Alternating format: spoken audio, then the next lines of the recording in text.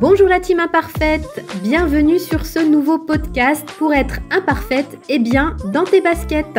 Je suis Alexia Gilbert, je suis coach en psychologie positive et à travers ce podcast, je vais te donner plein de conseils et d'astuces pour être bien dans ton quotidien, retrouver ta joie de vivre et ta pétillance. Alors si ça te tente, écoute les épisodes. Bienvenue dans ce nouveau podcast sur le lâcher-prise. Je crois que c'est la question qui m'est le plus posée au quotidien. Alexia, comment faire pour lâcher prise ? Et oui, on en parle de plus en plus et je suis certaine que au moins une fois dans la semaine, il y a quelqu'un qui vous dit « Oh allez, lâche prise, c'est bon ». C'est vrai qu'on en parle de plus en plus. Pourquoi ? Eh bien tout simplement parce que quand on arrête de s'accrocher aux choses, aux relations, aux personnes, quand on arrête de tout vouloir contrôler dans notre quotidien, on récupère notre liberté. C'est ce que j'ai vécu pendant des années jusqu'à mes 43 ans où je voulais tout contrôler, ce qui m'arrivait dans ma vie, ce qui arrivait aussi dans la vie des autres et tout ce qui se passait dans mon quotidien. C'était terrible parce que du coup, je ne laissais aucune place à tout ce qui peut être inconnu, tout ce qui peut être nouveau, tout ce qui peut être surprenant. Alors, j'avais une vie bien réglée, mais finalement qui ne me correspondait pas tout à fait. Qu'est-ce qui nous fait lâcher prise ? Eh bien, c'est tout simplement l'acceptation. Arrêter de résister à tout ce qui est là. Quand on ne lâche pas prise, on nage à contre-courant de la vie. Il y a un proverbe amérindien qui dit « Il vaut mieux chevaucher un cheval dans la destination, dans la direction dans laquelle il souhaite aller ». Bah oui, si on monte à l'inverse, ça va être un petit peu plus compliqué. Alors le lâcher-prise, c'est quoi ? Eh bien, c'est l'acceptation, c'est danser avec la vie, c'est accepter tout ce que la vie peut nous proposer, de bien comme de moins bien, de chouette comme de plus difficile pour nous, en tout cas d'accepter que tout est expérience. Une autre des questions que l'on me pose, c'est est-ce que l'on peut apprendre à lâcher prise ? Eh bien, je suis convaincue que oui, et j'en suis moi-même un exemple, puisque comme je vous le disais, avant j'étais une madame parfaite, une contrôlante, et puis aujourd'hui, même si cette madame parfaite se présente encore de temps en temps dans ma vie, eh bien je sais que j'ai lâché prise et que je suis beaucoup plus détendue et beaucoup moins contrôlante. Mais comme je vous le disais, on aime bien tout contrôler. On aime contrôler par exemple notre attitude, comment on va se comporter, comment on va s'habiller, comment on va être coiffé, maquillé. On aime contrôler notre entourage. Vous savez, très souvent, on fait des réflexions à nos enfants, à notre conjoint. Tu devrais faire comme ci ou tu devrais faire comme ça. Tu devrais te tenir comme ça à table. Tu devrais parler comme ça à tes parents. Mais tu devrais pas faire telle ou telle chose, telle ou telle action. On veut contrôler aussi notre travail, notre vie. Qu'est-ce qui se passe du coup ? Eh bien, cela génère un stress qui est assez difficile à vivre parce que bien évidemment, et ça je pense que vous l'avez remarqué, dans chacune de nos vies, la mienne comme la vôtre, tout ne se déroule pas toujours comme prévu. Et oui, la vie a ce don de nous surprendre pour le meilleur et parfois pour le pire. Et dans certaines situations, quand on a fait tout ce qui était en notre pouvoir, on a toujours le choix. On a deux choix en fait. On a le choix de trépigner, de se plaindre, de jouer à la victime, de nous acharner à vouloir changer tout ce qui ne dépend pas de nous. Ou alors, nous avons ce deuxième choix, qui est celui de lâcher prise et de laisser la vie faire ce qu'elle a à faire. Vous savez, quand on dit « tout est juste », ça c'est une phrase que je répète souvent maintenant et ça m'a énormément aidée, c'est une petite clé pour vous.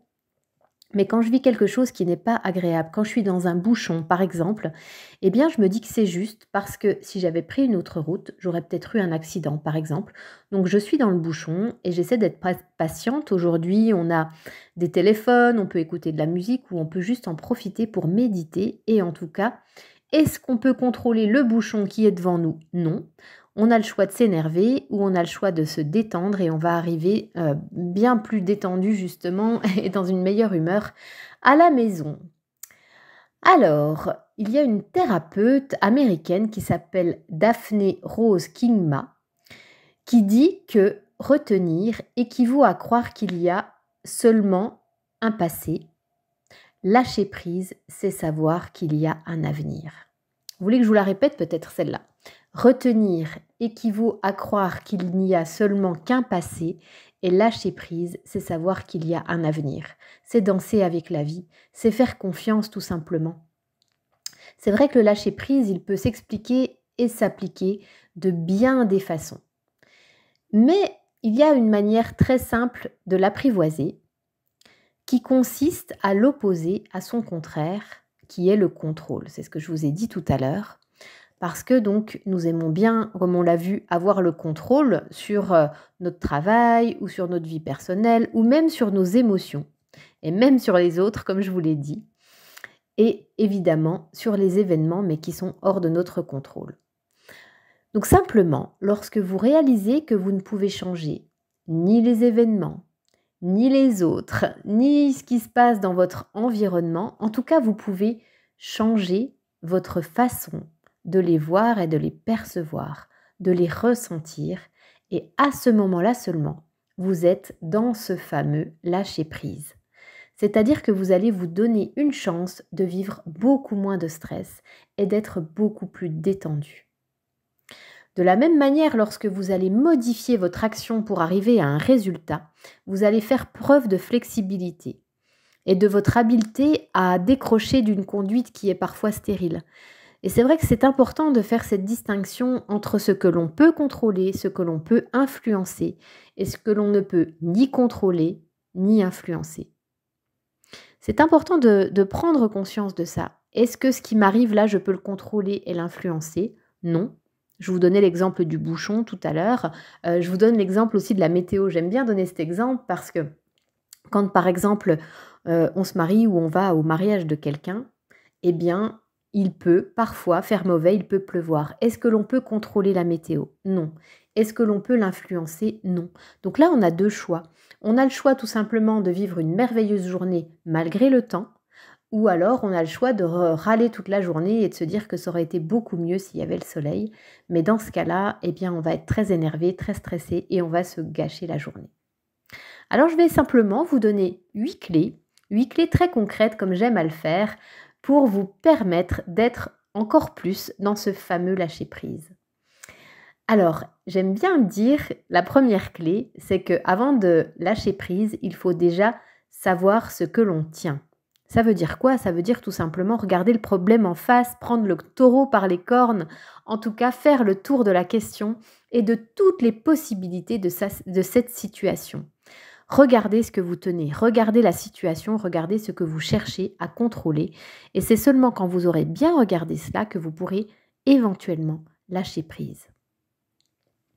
La deuxième clé, c'est faire preuve de discernement. Ça veut dire quoi? Ça veut dire reconnaître ce sur quoi vous n'avez aucun contrôle.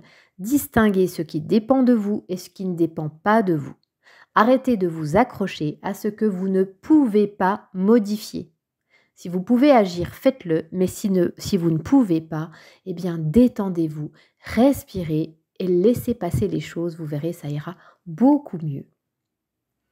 La troisième clé, et là l'être humain est très créatif, c'est d'envisager ce qui peut vous arriver de pire.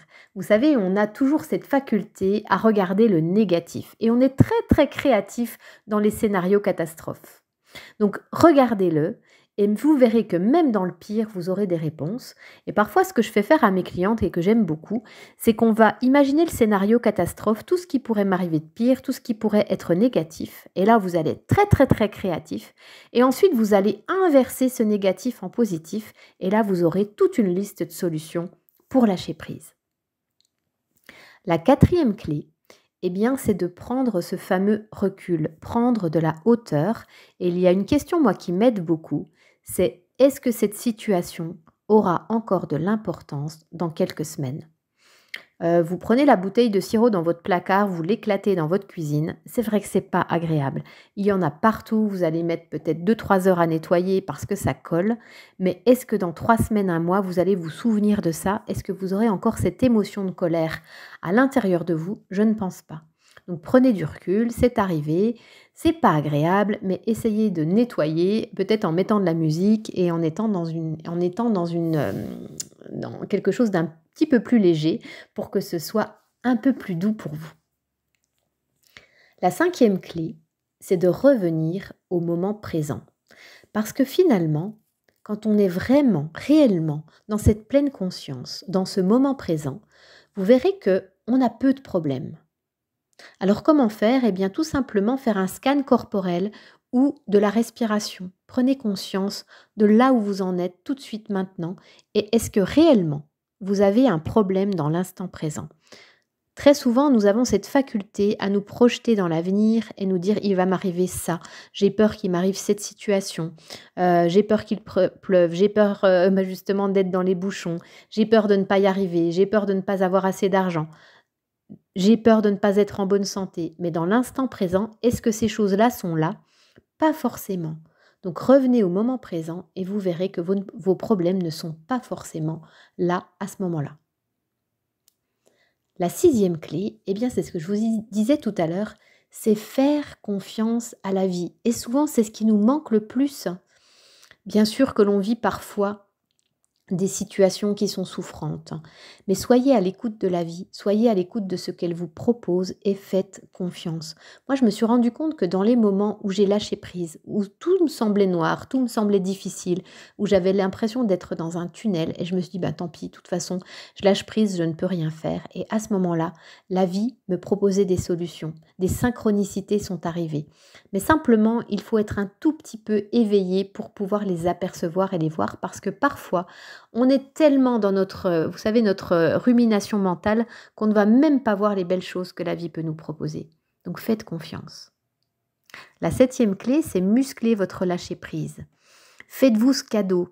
Essayer juste une fois ne suffit pas, c'est un entraînement. Si demain vous aviez décidé de faire un marathon, vous allez vous entraîner, vous allez courir un petit peu plus chaque jour. Eh bien, c'est exactement la même chose. Si vous écoutez ce podcast et que demain vous vous dites « Oh ben j'ai essayé de lâcher prise, et ce qu'elle me raconte Alexia, ça ne fonctionne pas », ça ne marche pas comme ça d'un claquement de doigts dès la première fois. Donc, exercez-vous, essayez de continuer, de faire encore une fois et une fois encore, et vous verrez qu'à force, les choses vont arriver. Entraînez-vous à cette psychologie positive. Et la dernière clé, eh bien, concentrez-vous sur tout ce qui va bien dans votre vie. C'est comme un appareil photo, en fait, et vous allez changer de focus. Vous allez changer d'objectif, vous allez changer de lunettes. Regardez autour de vous et dites-vous, mais tiens, qu'est-ce qui va bien dans ma vie? Parce que vous savez très bien que si vous avez une vibration positive, vous allez attirer tout ce positif autour de vous. Alors c'est sûr, je suis d'accord avec vous. Dans certaines journées que je vis, moi aussi, j'ai du mal à trouver du positif. Alors, ma clé, c'est que le soir, avant de me coucher, je fais les fameux 3 kiffs par jour de Florence Servan-Schreiber, les 3 gratitudes. Alors il y a des jours où elles sont plus difficiles à trouver que d'autres, je vous l'accorde. Mais ça peut être aussi juste d'être en bonne santé, d'avoir des yeux pour voir, des oreilles pour entendre, des jambes pour marcher. Parce que je vous assure qu'il y a plein de gens qui souhaiteraient être en bonne santé comme vous êtes. En tout cas, je vous le souhaite. Et peut-être de vivre dans une belle maison, d'avoir un toit au-dessus de votre tête, d'avoir un chéri qui vous aime.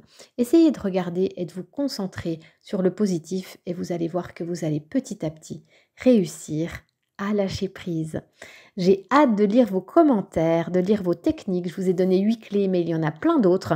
Donc partagez-les avec moi et je serai ravie de les lire et de les commenter. En tout cas, on lâche prise et je vous dis à bientôt dans le prochain podcast.